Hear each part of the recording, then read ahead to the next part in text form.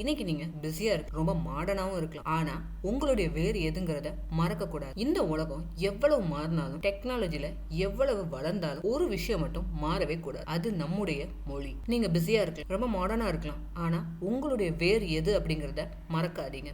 தமிழ்ங்கிறது ஒரு மொழி கிடையாது, அது ஒரு உணர்ச்சி, வரலாறு, உயிர்.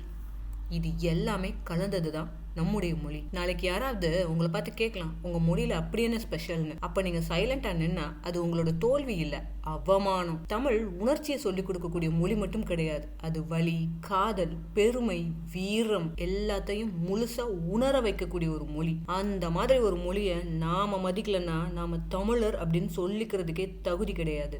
நாம தமிழனா பிறந்ததுக்கு மட்டும் பெருமை கிடையாது, அதை காப்பாற்றுறதுலயும் நம்முடைய பெருமை அடங்கி இருக்கு. ஸோ இந்த வீடியோ மூலமா உங்ககிட்ட நான் வைக்கக்கூடிய ஒரு சின்ன ரெக்வஸ்ட் என்ன அப்படின்னா, நீங்க யாரா வேணா இருங்க, என்ன வேணா படிங்க, எப்படி வேணா இருங்க, ஆனா போற போக்குல நம்ம தமிழை பத்தின சில விஷயங்களை பத்தி தெரிஞ்சு வச்சுக்கோங்க. அது இன்னைக்கு இல்லைனாலும் என்னைக்கா இருந்தாலும் நமக்கு அது உதவும். ஸோ இந்த வீடியோ உங்களுக்கு பிடிச்சிருந்தது அப்படின்னா நம்மளோட சேனலை சப்ஸ்கிரைப் பண்ணுங்க. தேங்க்யூ.